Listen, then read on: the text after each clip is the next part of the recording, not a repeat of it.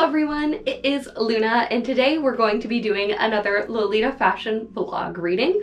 We are going back to EGL Live Journal, and I chose the article Setting the Stage, Finding Your Location, written by Estra Dizion on November 21st, 2010. So I picked this one because I want to try to get in the habit of updating my Instagram more often. I've never been super into Instagram, but I want to try to have something on there once a week, and I thought I might get some inspiration from this blog post. So without further ado, here it is. Setting the stage, finding your location. Imagine that you've prepared your ideal coordinate at long last. It's detailed, it's well balanced, it fits just right. Pretty perfect. Now imagine that the only photos you got to take of it are a few outfit snaps in your living room and a few stray shots at a meetup or convention. It seems a little sad, doesn't it? Depending on where you take your photos, the coordinates feel can change drastically. The mood of the outfit can shift from whimsical and quirky to eerie and dark with a simple change in scenery. Identifying a good location for your photos is one way you can add extra spice to your coordinate snaps and can give you a good start to a more formal photo shoot. Here are 5 suggestions for general locations which will frame your outfit or that of your model nicely. 1. Just outside of your house. This may sound a little bit oversimplified, but get outside and enjoy the sunshine, or rain if that's your preference. While not everyone has a 2-acre field or fully landscaped garden in their backyard, getting outside in the world can provide you with quite a few unique opportunities for photographs you wouldn't have expected. If nothing else, it can be a nice change of scenery from, and usually has better lighting than, your house's interior. Every neighborhood is different, so there are endless opportunities to do something new. Look for garden structures that frame your figure without cutting into it, like flower trellises or arches, or other scenery that you can utilize. You don't want trees growing out of your head though, so beware. Look out for light posts and street signs too. They like to lurk and frequently pass unnoticed until after you've finished your shots. Remember the details at all times. That's good advice. I'm not great at that.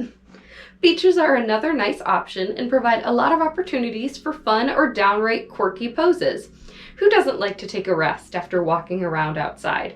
Many neighborhoods have parks with sitting areas, playgrounds, ponds, or shaded sidewalks.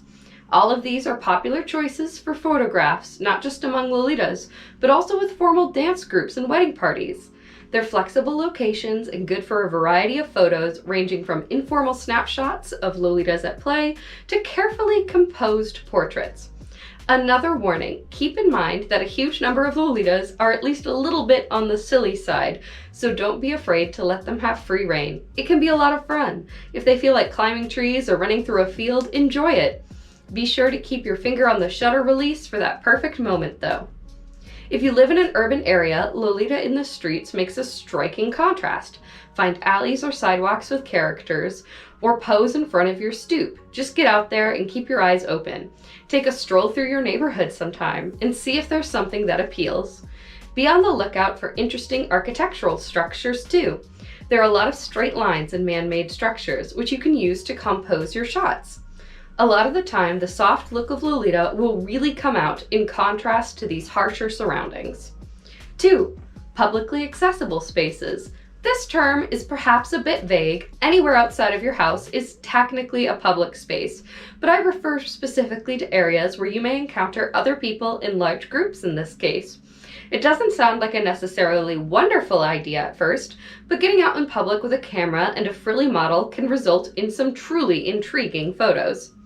Any location is fair game in this case. Malls, farmers markets, university campuses, pubs, or bars, boutiques, and bakeries. Anywhere that you can get out and about or find a small crowd more or less. The contrast between Lolitas and normal folks can definitely provide you with some good material for social, political, or personal commentary. You can also find really interesting buildings and rooms simply by looking around in your area. Just remember that not all of the people you may encounter may want to be in your photos. If someone swerves away from the lens when you raise it for a photograph, let them get out of the frame before you snap. Also, try to keep from having clear, easily recognized photographs of people's faces unless you have their permission. Finally, watch out for anybody who may, intentionally or not, be doing something unflattering in the background of your shots.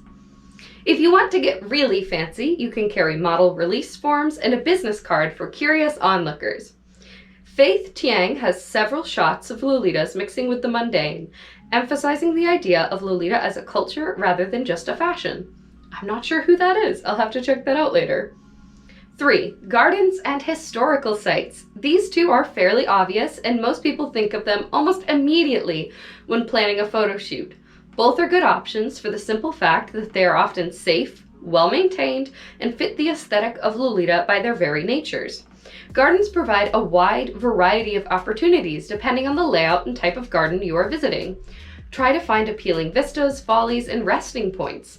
Many gardens have paths that cross and intersect, and sometimes you'll be able to see one another from parallel or adjacent walkways. Take advantage of these for shots that are further away, and always be on the lookout for alternative perspectives. When shooting in these locations, it's always a good idea to follow the rules laid down by the establishment.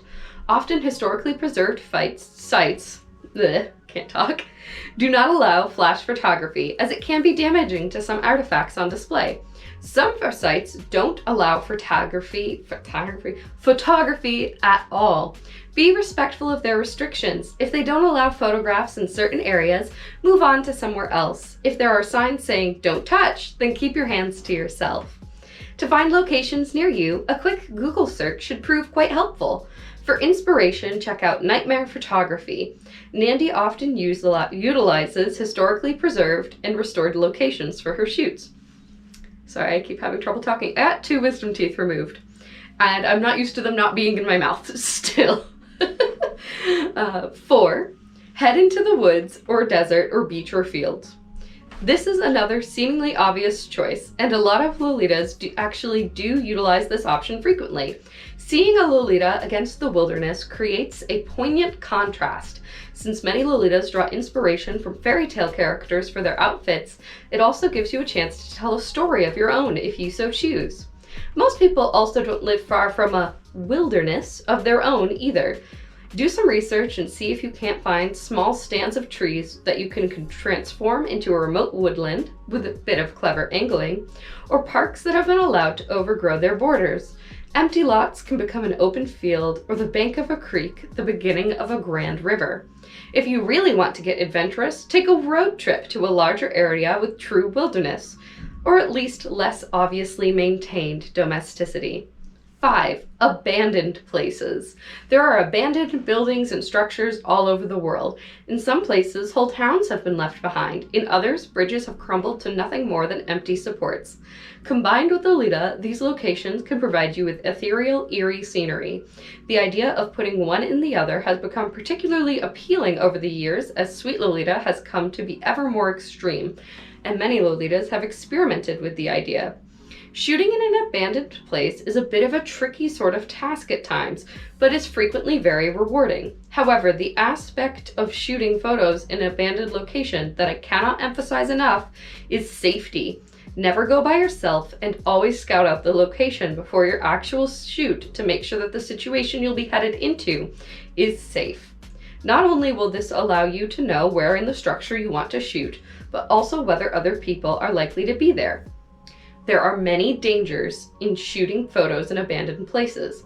You can encounter other people who may or may not be hostile of your presence. Buildings which look stable may have hidden structural defects. Landowners may not take kindly to you trespassing, so you should always look for signs. Critters like snakes, spiders, and wild dogs have been known to take over abandoned buildings as their own homes and can pose a threat. As always, stay with your group, carry a cell phone in case of emergencies, and be aware of your surroundings. If at any time you feel unsafe, leave. Finally, researching the location you're going to visit ahead of time is a good idea.